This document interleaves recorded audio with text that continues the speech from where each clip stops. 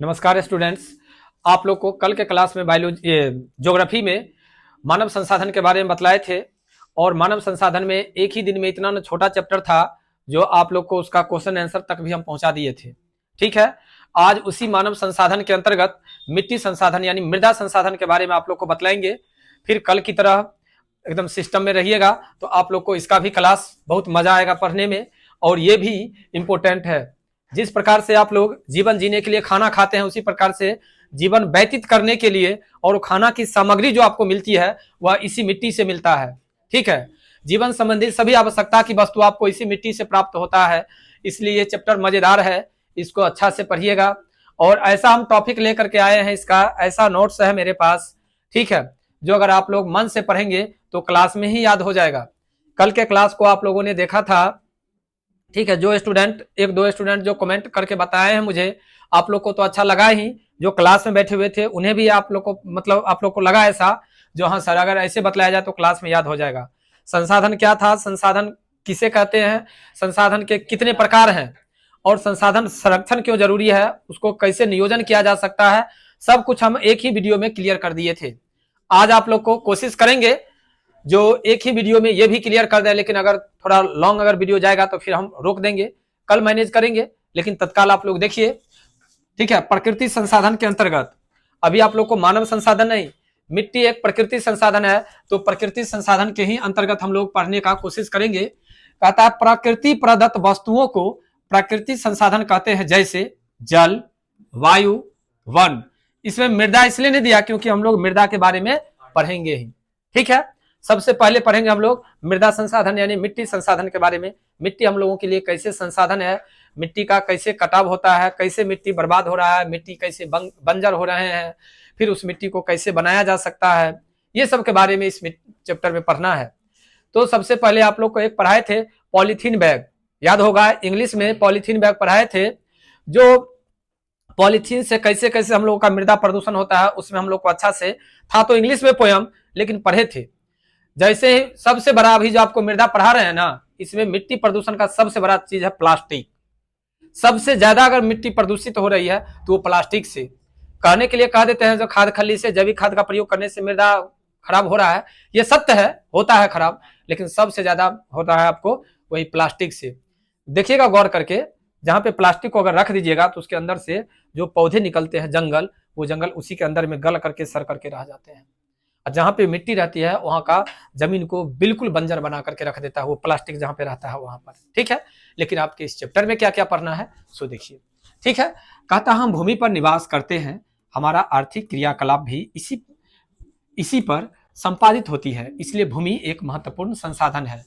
कृषि, वानिकी, पशुचारण, मत्स्य, खनन, वन जीव, परिवहन, संचार जैसे आर्थिक क्रिया भी इसी भूमि पर संपन्न होती है, इसलिए भूमि हम लोगों का प्रकृति संसाधन है। ठीक है, भूमि संसाधन के कई भौतिक स्वरूप है, जैसे पर्वत, पठार, मैदान, निम्न भूमि, घाटियां इत्यादि। भारत भूमि संसाधन में संपन्न है। यहाँ कुल भूमि का 43% भूभाग पर मैदान है जो कृषि उद्योग के लिए उपयोगी है। 30% भाग पर्वतीय क्षेत्र और 27% भाग पठारी क्षेत्र है। ठीक है, आगे देखिए, अब ये जो आपको दे रहा है पठारी क्षेत्र, अब ये मैदानी क्षेत्र, इसमें भी मैदानी क्षेत्र में कुछ ऐसे मैदानी क्षेत्र होते हैं जहां पर कृषि कार्य नहीं किए जाते हैं। ठीक है कृषि कार्य के लायक है लेकिन बंजर पड़ा हुआ है, जिसको हम लोग चारागाह के रूप में छोड़े हुए हैं। ठीक है, आपको इसी चैप्टर में शायद पढ़ना है जो हमारे यहाँ इतना पशुधन होने के बावजूद भी अच्छे पशुओं की कमी है, क्यों? ठीक है, इसका कारण है चारागाह। एक एग्जाम्पल है, आपको थोड़ा किताब से बाहर से आपको बतला दूं। जैसे कृषि कार्य अगर हम लोग करते हैं तो कृषि में सिंचाई के लिए हम लोग पंप सेट का प्रयोग करते हैं, टाइम टाइम पर पंप सेट से पानी देते हैं, लेकिन जो बारिश का पानी होता है क्या वहां पर सिंचाई का पानी काम करता है? नहीं करता है। उसी प्रकार से अगर गाय भैंस को जो हम लोग पालते हैं, मवेशी को पालते हैं, तो जो खाना चारा उसको देते हैं घर में, वो चारा से केवल उसका पेट भरता है, आत्मा की जो संतुष्टि होती है वो उसको नहीं होता है, वो चारागाह से होता है। और हमारे यहाँ चारागाह के लिए उपयुक्त भूमि जो होना चाहिए वो नहीं है। ठीक है, देखिए मृदा निर्माण, सबसे पहले तो मिट्टी जिस पर हम लोग रहते हैं उसका निर्माण कैसे होता है इसके बारे में जानते हैं। ठीक है, कहता है मृदा पृथ्वी की सबसे ऊपरी परत को मृदा कहते हैं। मृदा पारितंत्र का एक महत्वपूर्ण घटक है। यह सर्वाधिक महत्वपूर्ण प्रकृति नवीकरणीय संसाधन है। नवीकरणीय संसाधन और नवीकरणीय संसाधन कल आप लोग को पढ़ाए थे। नवीकरणीय संसाधन जिसे पुनः पूर्ति योग्य बनाया जाता है और अनवीकरणीय संसाधन जिसे पुनः पूर्ति योग्य नहीं बनाया जा सकता है। जब ये अगर मिट्टी एक नवीकरणीय संसाधन है तो समझ सकते हैं इसको पुनः पूर्ति योग्य बनाया जा सकता है। जो जमीन बंजर हो गया उसको फिर हम लोग उपजाऊ बना सकते हैं। क्लियर है? देखिए, मृदा का निर्माण एक लंबी अवधि में पूर्ण होती है जो एक जटिल प्रक्रिया है। कुछ सेंटीमीटर गहरी मृदा के निर्माण में लाखों वर्ष लग जाते हैं।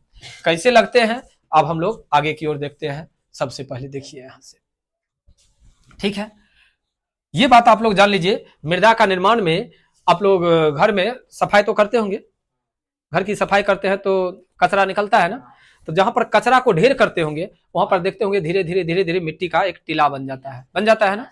अब पहला दिन अगर रखे, पहला दिन अगर उठा भी लेते हैं तो क्या आपको पता चलता है जहां पर मिट्टी जमा हुआ है? नहीं ना पता चलता है। लेकिन धीरे धीरे धीरे धीरे धीरे हो जाता है। क्या जटिल प्रक्रिया है ना? जटिल प्रक्रिया का मतलब क्या? जो हमको दिखाई नहीं देता है और निर्माण हो जाता है। देखिए, चट्टानों के टूटने फूटने तथा भौतिक, रासायनिक और जैविक परिवर्तनों से मृदा का निर्माण होता है। भौगोलविद इसे अत्यंत धीमी प्रक्रिया मानते हैं।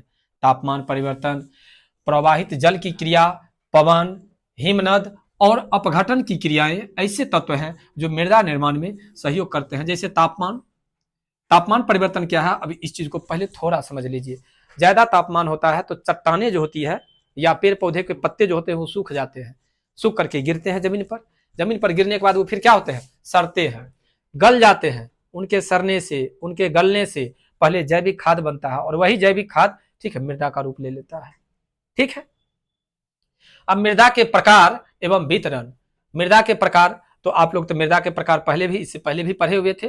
अब आप लोग को एक नोट्स के रूप में पढ़ने के लिए मिलेगा तो थोड़ा और सटीक मिलेगा। देखिए, मृदा निर्माण की प्रक्रिया के निर्धारक तत्व उसके रंग, गठन, गहराई, आयु व रासायनिक और भौतिक गुणों के आधार पर भारत की मृदा को 6 भाग में बांटा गया है। ठीक है, भारतीय मिट्टी कितने प्रकार के होते हैं? 6 प्रकार के। सबसे पहले आप लोग को क्या जानना है अभी? जलोढ़ मिट्टी के बारे में। ठीक है, देखिए जलोढ़ मिट्टी के बारे में क्या कहता है। कहता है यह मृदा भारत में विस्तृत रूप में फैला हुआ सर्वाधिक महत्वपूर्ण मृदा है। उत्तर भारत का मैदान पूर्ण रूप से जलोढ़ निर्मित है जो हिमालय की 3 महत्वपूर्ण नदी प्रणालियों सिंधु, गंगा और ब्रह्मपुत्र द्वारा लाए गए जलोढ़ मिट्टी के निक्षेप से बना है। जानते हैं निक्षेप? निक्षेप क्या होता है जानते हैं? बहाव जो होता है उससे बना है। ठीक है, हाँ, तो हिमालय से जानते ही हैं, जो हिमालय पर पूरा बर्फ ढका हुआ है और उससे पानी, मतलब बर्फ गल गल करके पानी बनता है। पानी बना तो क्या वो नदी बना? सिंधु, गंगा और ब्रह्मपुत्र। और वही जो चलता है जिसमें गाद, जानते हैं गाद ऊपर फेन टाइप का जो होता है, वही जलोढ़ मिट्टी का निर्माण करता है। भारत में सबसे ज्यादा मिट्टी पाया जाता है तो कौन मिट्टी? जलोढ़ मिट्टी। जलोढ़ मिट्टी आपको ज्यादा उपजाऊ भी होगा और ज्यादा उपजाऊ के साथ साथ, समझ गए ना, इसमें मिट्टी की जो होती है कठोरता वो थोड़ा कम होता है। और कठोरता कम होगा तभी ना उसमें फसल पैदावार लगाएंगे तो वो वृद्धि ज्यादा करेगा। ठीक है, कहता है कुल मिलाकर के भारत के लगभग 6.4 करोड़ हेक्टेयर क्षेत्र पर जलोढ़ मृदा पाई जाती है। आपका एक ऑब्जेक्टिव क्वेश्चन यहाँ भी बन रहा है, जो पूरे भारत में कितना करोड़, मतलब कितना मिट्टी पाया जाता है, तो याद रखिएगा कितना पाया जाता है? 6.4। इसका रंग धुंधला से लेकर के लालिमा लिए भूरे रंग का होता है। अपने यहाँ जो देख रहे हैं, अपने एरिया में, अपना जो समस्तीपुर एरिया है, समस्तीपुर एरिया में अधिकांश मिट्टी जलोढ़ मिट्टी है। अपने यहाँ काली मिट्टी भी पाई जाती है, अपने यहाँ बलुई मिट्टी भी पाई जाती है। बलुई मिट्टी आपको मिलेगा जब अगर जाइएगा लगुनिया में। ठीक है, लगुनिया रहूकंठ में पोखर जो देख रहे हैं, पोखर के नीचे एक चौर है जिसका छोटा नाम है अमरावती चौर, और उसके ऊपर में जाइएगा तो आपको बलुई मिट्टी मिलेगा। फुल्ली बलुई मिट्टी है आपको, लेकिन फुल्ली बलुई मिट्टी का मतलब कि राजस्थान वाला मिट्टी नहीं, अपने यहाँ का मतलब बलुई मिट्टी है। ठीक है, और अपने यहाँ ही चौर में चले जाएंगे, बड़ा वाला चौर आपके घर का उधर, तो उसमें काली मिट्टी पाई जाती है। ठीक है, और सामान्य जो है उस पर आपको जलोढ़ मिट्टी पाई जाती है जो कि काफी उपजाऊ है। अभी हाँ, जहां हमारे स्कूल हैं, स्कूल के बगल में जो देख रहे हैं चारों तरफ जलोढ़ मिट्टी है, एकदम सॉलिड। लोग खेती करते हैं, बहुत अच्छा से खेती करते हैं। वहां के किसान काफी खुशहाल हैं, इतना अच्छा से वहां पर की खेती होती है। वो लोग एकदम अच्छे अच्छे जो हरी सब्जी होती है उसका फसल पैदावार अच्छा से उगाते हैं। ठीक है, कितना में है बउआ?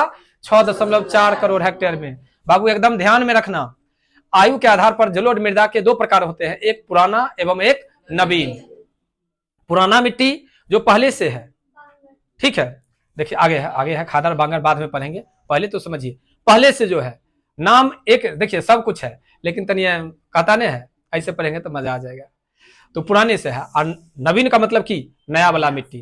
तो अपने यहाँ जो मिट्टी है, अपने यहाँ खास करके वो है आप लोग को पुराना मिट्टी। पुराना मिट्टी का क्या नाम है, नया मिट्टी का क्या नाम है, वो आगे पता चलेगा। पुराने जलोढ़ मिट्टी में कंकर एवं बजरी की मात्रा अधिक होती है, इसलिए इसे बांगर कहते हैं। यह ज्यादा उपजाऊ नहीं होता है। बांगर की तुलना में नवीन जलोढ़ मिट्टी में महीन कण पाए जाते हैं, जिसे खादर कहा जाता है। खादर में बालू एवं मृतिका का मिश्रण होता है, ये काफी उपजाऊ होते हैं। ये मिट्टी क्यों होता है खादर और बांगर, ये समझिए। खादर मिट्टी वो प्रत्येक साल बाढ़ आती है, तो बाढ़ आने के कारण क्या होता है, जो प्रत्येक साल हमारे इधर, समझ गए ना, गाद आती है, और गाद आने के कारण हम लोगों का मिट्टी क्या हो जाता है, उपजाऊ हो जाता है। लेकिन अपने इधर तो बाढ़ आती है नहीं, तो अपने यहाँ कौन मिट्टी पाया जाता है, बांगर मिट्टी पाया जाता है। तो इसको कह सकते हैं पुराना मिट्टी। हो सकता है ऑब्जेक्टिव क्वेश्चन जो पुरानी मिट्टी का क्या नाम है, नए मिट्टी का क्या नाम है। अगर नया पुराना पूछे या ना पूछे, आपको खादर मिट्टी और बांगर मिट्टी में अंतर स्पष्ट करे, आपको लघुत्तरीय क्वेश्चन है, समझ गए। आपका क्वेश्चन है जो खादर मिट्टी और बांगर मिट्टी किसे कहते हैं, तो क्लियर हो गया ना, इसमें तो कोई दिक्कत नहीं। खादर मिट्टी किसे कहते हैं, तो जिसमें कंकर की मात्रा कम होती है, ठीक है, और जिसमें बजरी और कंकर की मात्रा अधिक होती है उसको बांगर मिट्टी। उत्तर बिहार में बालू प्रधान जलोढ़ को दियारा भूमि कहते हैं। यह मक्का की कृषि के लिए विश्व प्रसिद्ध है। ठीक है, जलोढ़ मृदा में पोटास, फास्फोरस और चूना जैसे तत्वों की प्रधानता होती है, जबकि नाइट्रोजन एवं जैव पदार्थों की कमी रहती है। यह मिट्टी गन्ना, चावल, गेहूं, मक्का, दलहन जैसी फसलों के लिए उपयुक्त मानी जाती है। कौन मिट्टी, जलोढ़ मिट्टी। देखिए अपने यहाँ की मिट्टी जलोढ़ मिट्टी है, मिला जुला करके सब की खेती की जाती है ना, सब का खेती होता है। यहाँ पर जितना नाम दिया हुआ है, गन्ना का भी खेती होता है, चावल का भी, गेहूं का भी, मक्का का भी, दलहन का। एक आप लोग से रिक्वेस्ट कर रहा हूं कैमरा के सामने, अगर आप लोग कृषि कार्य करेंगे कभी भी, तो अपनी परंपरा को जरूर बनाए रखिएगा। परंपरा का मतलब क्या, जो अब दलहन की फसल लोग नहीं करते हैं, तिलहन की फसल अब नहीं करते हैं लोग, समझ गए, इसको जरूर बनाए रखेंगे आप लोग। और आपको बतला दूं, अगर मन से कृषि कार्य करेंगे, सोचिए, आपको बतलाते हैं, एक एग्जाम्पल दे रहे हैं, समझिएगा। ये मिठाई तो सब आदमी खाए हैं ना। मिठाई अगर हम दूध देते हैं किसी को तो 40 रुपए किलो देते हैं, 50 रुपए किलो देते हैं दूध, लेकिन उसी दूध में वह दिमाग लगा करके दूध को सिस्टमेटिक ढंग से तैयार करके वो मिठाई बना देता है, और वो 1000 रुपए किलो देता है हमें, समझ रहे हैं ना। तो वो जो 1000 रुपए किलो देता है और वो हमसे अमीर है, मेरे दूध से, ठीक है, मिठाई बनाता है, और मिठाई बना करके वो हमसे अमीर है, और हम दूध बेच करके भी गरीब हैं। इसका मतलब कहीं ना कहीं से हम लोगों में कमी है, उस कमी को ढूंढिए और वो काम कीजिए। याद रखिएगा, किसान इतना पैसा किसी को नहीं है, बस किसान को किसानियत करने का तरीका पता होना चाहिए। ठीक है, आपको एक कैलकुलेट बतलाते हैं इस बार के रेट के अकॉर्डिंग। ठीक है, आप लोग को जो हम पढ़ाते हैं ना, पढ़ाने के पीछे हम बहुत कुछ को कैलकुलेशन करते रहते हैं। ठीक है, एक दिन पॉलिटिक्स में लोग कह रहे थे जो ये चीज हुआ वो चीज हुआ, तो उस दिन हम बैठ करके एक कैलकुलेट किए। क्या कैलकुलेट किए वो अभी आप लोग को बतलाते हैं। मान लीजिए जो गोभी का नाम तो सुने हैं, गोभी कम से कम 1 केजी का तो एक फूल होगा, बताइए, एक कट्ठा में कम से कम तो 300 पौधा, 300 से तो कम नहीं होगा, तो कितना हुआ, 3 कुंटल। कम से कम अभी 10 रुपए या 12 रुपए रेट होगा, कैसे है, 40-50, मान लीजिए इसको 40 रुपए से 4 तिया 12, कितना 1000 रुपया हुआ। ये आपको 3 महीना का फसल है, 12,000 रुपया एक कट्ठा में हुआ। अगर मान लीजिए इसका 6,000 रुपया खर्चा दे दीजिए, 6,000 रुपया खर्चा कर दीजिए, तभी तो आपको 6,000 रुपया बचत हुआ ना 3 महीना में, वो एक कट्ठा में। सोचिए अगर आप पूर्ण रूप से किसान हैं, तो कम पैसा है क्या, लेकिन तरीका को समझेंगे तब ना। इसलिए मृदा में कौन मृदा पढ़े आप लोग, एक बार झलक के रूप में देख लेते हैं। जलोढ़ मृदा जो है वह हिमालय के 3 नदी, कौन कौन, गंगा, ब्रह्मपुत्र और सिंधु नदी के द्वारा लाई गई मिट्टी से, मतलब लाई गई गाद से इस मिट्टी का निर्माण हुआ है। ये मिट्टी के समान रूप से 2 प्रकार हैं, एक पुरानी मिट्टी और एक नवीन मिट्टी, पुरानी मिट्टी जिसमें, ठीक है, कौन चीज की मात्रा रहती है, कंकड़ और बजरी की मात्रा रहती है, और नवीन मिट्टी में कंकड़ और बजरी की मात्रा महीन रहती है, कम रहती है, इसलिए ज्यादा उपजाऊ होती है। ये कितना है, 6.4 करोड़ हेक्टेयर में है, फैला हुआ है भारत में। कोई दिक्कत? इसमें कौन कौन फसल उगाया जाता है, गन्ना, चावल, गेहूं, मक्का, दलहन इत्यादि। ठीक है, कौन मिट्टी था, जलोढ़ मिट्टी। मिट्टी के कितने प्रकार, 6 में कौन मिट्टी पढ़ लिए, जलोढ़ मिट्टी। आइए अब है काली मिट्टी। काली मिट्टी के बारे में आप जानिए। कहता है काली मिट्टी, इस मिट्टी का रंग काला होता है, यह कपास की खेती के लिए सर्वाधिक मानी जाती है, जिस कारण इसे काली कपास मृदा के नाम से भी जाना जाता है। काली मिट्टी का दूसरा क्या नाम है, काली कपास मृदा। ठीक है, एक और नाम होगा, आगे आपको पढ़ने के लिए मिलेगा। यह मिट्टी में नमी धारण करने की क्षमता अत्यधिक होती है। यह मृदा कैल्शियम कार्बोनेट, मैग्नीशियम, पोटास और चूना जैसे पौष्टिक तत्वों से परिपूर्ण होती है। इसमें फास्फोरस की कमी होती है। नाम नहीं दिया। काली मिट्टी का दूसरा नाम क्या है, एक रैगोर मिट्टी। आपका एक ऑब्जेक्टिव है, काली मिट्टी का दूसरा नाम रैगोर मिट्टी। काली मिट्टी का एक नाम काली कपास मृदा। ठीक है, याद रखिएगा, काली मिट्टी आपको दक्षिण भारत में ज्यादा पाया जाता है। इसमें आपको बहुत कम दिया है, आप समझ लीजिए, नोट्स में बहुत कम है तो आपको बतला दूं, काली मिट्टी आपको दक्षिण भारत में ज्यादा पाया जाता है। केवल कपास की ही खेती नहीं, इसमें गन्ना की भी खेती बहुत अच्छी होती है, बहुत अच्छी होती है। तंबाकू की भी खेती होती है इसमें। काली मिट्टी का दूसरा नाम यहाँ पर कपास, ठीक है, काली कपास मृदा, और दूसरा किताब के लैंग्वेज में एक रैगुर मिट्टी। आपका एक क्वेश्चन है, काली मिट्टी का दूसरा नाम क्या है, तो याद रखिएगा, काली मिट्टी का दूसरा नाम रैगुर मिट्टी है। क्लियर? अब देखिए काली मिट्टी के बाद, काली मिट्टी के बाद क्या है, सो लाल एवं पीली मिट्टी। दो हम लोग पढ़ लिए, कौन कौन, जलोढ़ मिट्टी और काली। क्लियर है? अब है आपको लाल एवं पीली। लाल एवं पीली में देखिए, इस मृदा में लोहा के अंश होने के कारण इसका रंग कैसा होता है, लाल। जल उपयोजन के पश्चात यह मृदा पीले रंग की हो जाती है। जल इसमें दिया जाता है, जल से पहले कैसा रहता है, लाल, और जब ये इसमें जल दे दिया जाता है, यानी जल घुल जाता है, तब कैसा हो जाता है, पीला। इसलिए इसका नाम है लाल पीला। ठीक है, जैव पदार्थों की कमी के कारण यह मृदा जलोढ़ एवं काली मृदा की अपेक्षा कम उपजाऊ होती है। इस मृदा में सिंचाई की व्यवस्था कर चावल, ज्वार बाजरा, मक्का, मूंगफली, तंबाकू और फलों का उत्पादन किया जाता है। यानी सिंचाई की व्यवस्था करने का मतलब ये चीज, जहां पर सिंचाई की व्यवस्था नहीं है वहां के लिए मिट्टी मृदा के, ये बंजर के समान है, यानी बंजर भूमि है, लेकिन इसको सिंचाई की व्यवस्था करके लोग खेती कर लेते हैं। जैसे आपको बतला देते हैं, नेपाल एरिया, इधर नेपाल एरिया, इधर लोग खेती जो करते हैं फुल्ली सिंचाई पर निर्भर रहते हैं। अपने इधर बिहार में ही, ये कटिहार से आगे निकलेंगे तो आपको ये चीज देखने के लिए मिलेगा, फुल्ली वो लोग कृषि जो करते हैं पूरा करते हैं आपको सिंचाई पर। ठीक है, और अपने यहाँ धान का एक फसल होता है ना, उधर 3 फसल उगाते हैं वो लोग। ठीक है, मृदा ही, हाँ, केवल सिंचाई पर। ठीक है, अब है लाल एवं पीली मिट्टी के बाद है आपको लेटेराइट मिट्टी। कौन मिट्टी है, लेटेराइट मिट्टी। इस प्रकार की मिट्टी का विकास उच्च तापमान एवं अत्यधिक वर्षा वाले क्षेत्रों में होता है। इस मृदा में ह्यूमस की मात्रा नगण्य होती है, यानी उपजाऊ जो होती है उसका, जिसको हम लोग गाद कहते हैं, वो इसमें नहीं की बराबर होती है।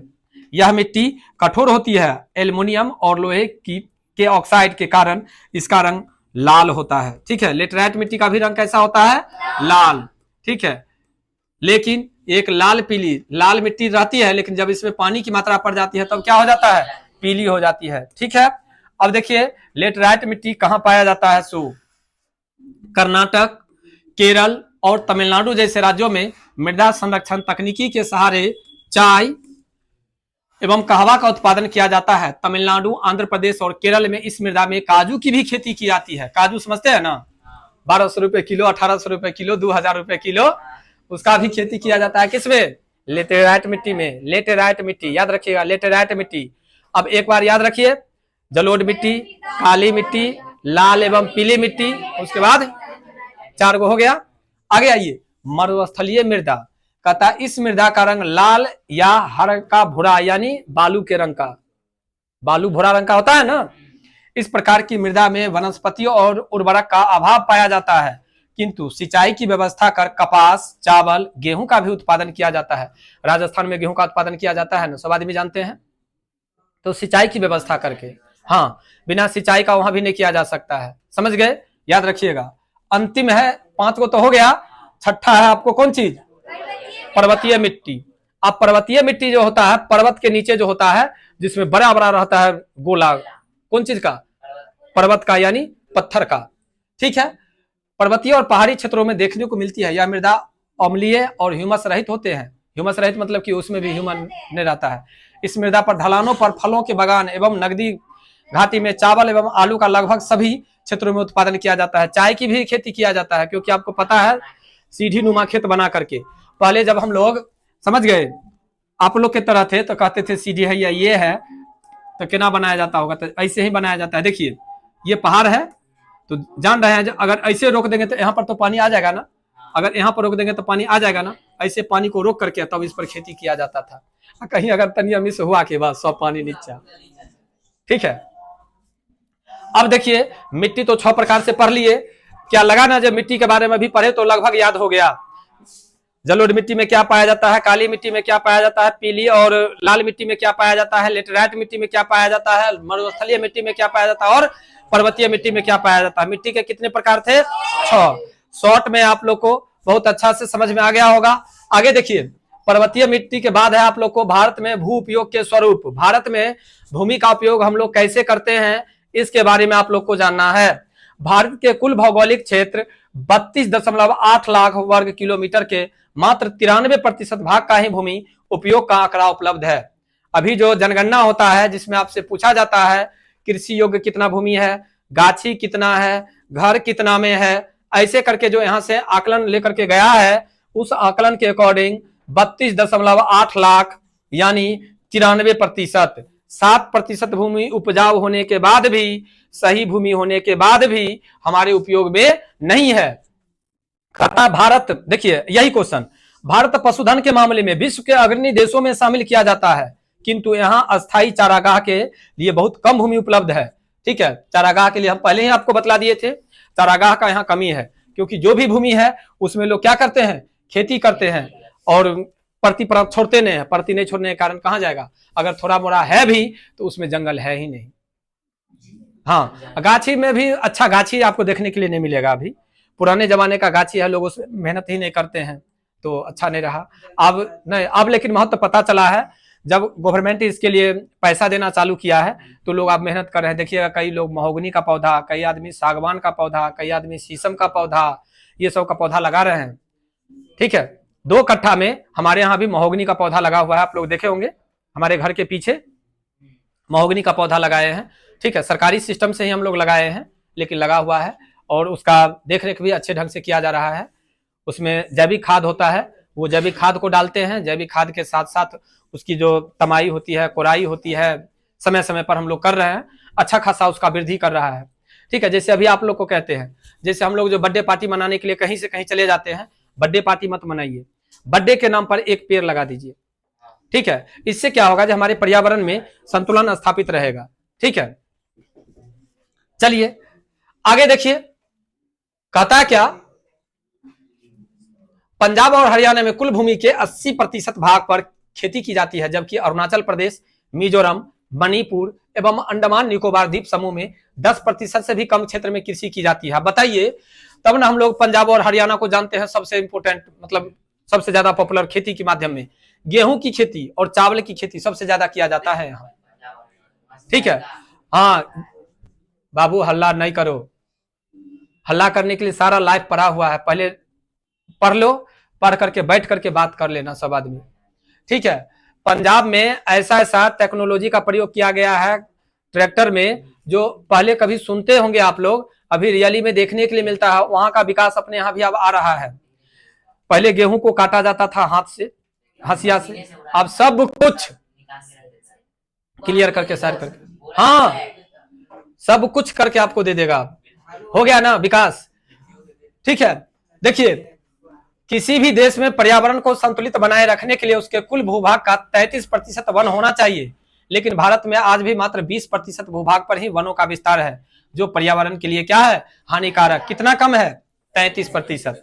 याद रहेगा ना। यहाँ पर एक क्वेश्चन है, यहाँ पर एक क्वेश्चन है जो बिहार में वन कितना प्रतिशत है। अब ठीक है, बिहार में, एक भारत में वन कितना प्रतिशत है, ये क्वेश्चन है। तो आप लोग ध्यान रखिएगा, अगर बिहार की बात आएगी तो 7%, अब भारत की बात आएगी तो कहीं ऐसा ना कंफ्यूजन हो जो बिहार में भारत और भारत में बिहार, ऐसा गलती नहीं कीजिएगा। नहीं होता है, आप कहते हैं ना, आपको एक क्वेश्चन, ठीक है सभी आदमी समझिए, एक क्वेश्चन आपको बतलाया जाएगा, एक सिल्लो टिप चिपका दो, एक बिना बोलने नहीं रहा जाता है कि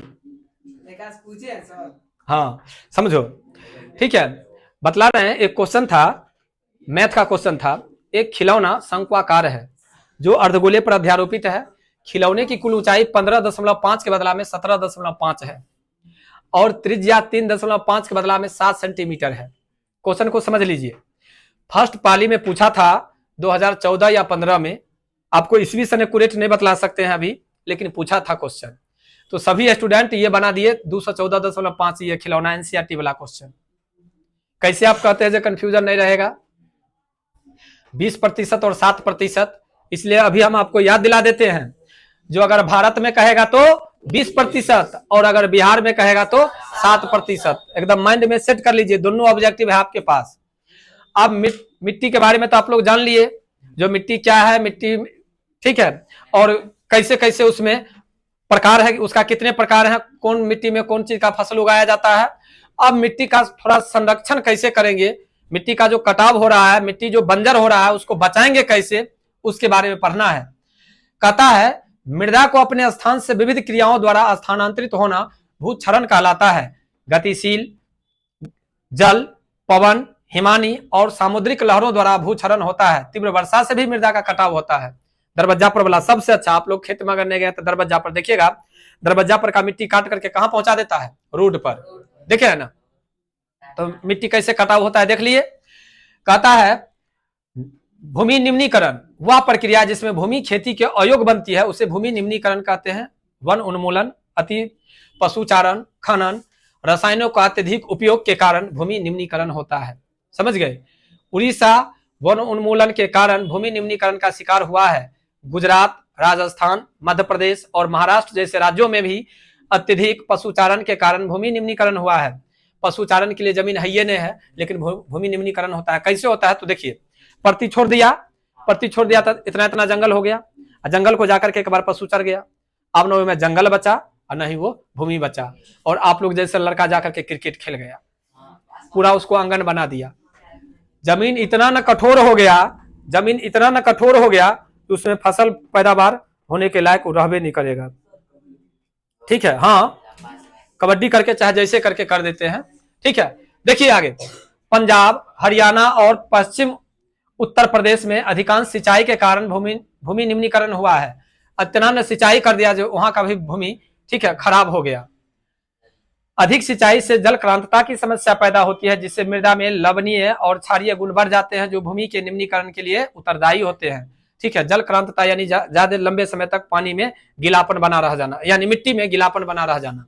ठीक है, पहाड़ी क्षेत्रों में समुच्च जुताई द्वारा मृदा अपरदन को रोका जा सकता है। पवन अपरदन वाले क्षेत्रों में पट्टिका कृषि द्वारा मृदा अपरदन को रोका जा सकता है। रसायन का उचित उपयोग कर मृदा संरक्षण को रोका जा सकता है। रसायनों के लगातार उपयोग से मृदा के पोषक तत्वों में कमी होने लगती है। ये पोषक तत्व जल, वायु, केचुआ और अन्य सूक्ष्म जीव हो सकते हैं। केचुआ भी जानते हैं ना, किसानों का मित्र होता है। अब तनी गौरव है, देखिए एड्रिनल नामक रसायन मेढक के प्रजनन पर रोक लगाने में लगा देता है, जिससे कीटों की संख्या बढ़ जाती है, जिसके कारण फसलों की हानि होती है।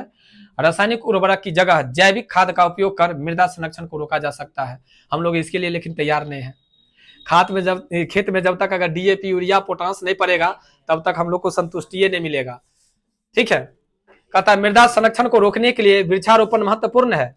वृक्ष के पत्तियों से प्राप्त ह्यूमस मृदा की गुणवत्ता को बनाए रखते हैं, जो कि पहले ही हम आप लोग को कह दिए हैं। अब देखिए इसका क्वेश्चन आंसर है। अब क्वेश्चन आंसर में एक दो क्वेश्चन आप लोग से पूछते हैं नहीं, केवल दिखाते हैं। अगर कहे जलोढ़ मृदा के विस्तार वाले राज्यों के नाम बताइए, इस मृदा में कौन कौन सी फसलें उगाई जाती है, अभी जस्ट ऊपर में पढ़े हैं, क्या कोई दिक्कत है? देखिए केवल अगर टॉपिक को अगर मन से पढ़े हैं तो आंसर क्लियर है। दूसरा समुच्च कृषि से आप क्या समझते हैं, ऊपर में ये भी हम पढ़ लिए हैं। अब इसके साथ आप लोग को कहा जाएगा जो इसका क्वेश्चन आंसर आप लोग बना करके समझ गए कल लाएंगे। और सुन लीजिए कल का क्लास फाइनली, आज के क्लास में हम आप लोग को बोले थे जो पढ़ाएंगे नहीं सुनेंगे, लेकिन कल के क्लास में फाइनली आप लोग को 2 चैप्टर मानव संसाधन और भूमि संसाधन दोनों का क्वेश्चन आंसर चेक किया जाएगा और सुना जाएगा। ठीक है, मुझे विश्वास है अगर आप लोग मन से ये पढ़े हैं तो आप लोग को क्वेश्चन आंसर में याद करने में कठिनाई नहीं होगी। देखिए जब तक थ्योरी नहीं पढ़ेंगे तब तक आप लोग को पढ़ने में कठिनाई होगी ही। ठीक है, तो आप लोग बना करके लाइए और याद करके लाइए, और नहीं तो ऐसे ही कैमरा के सामने में आप लोग को पीटेंगे और जो लोग देखने वाले होंगे वो देखेंगे। आप मिलते हैं फिर इस ब्रेक के बाद।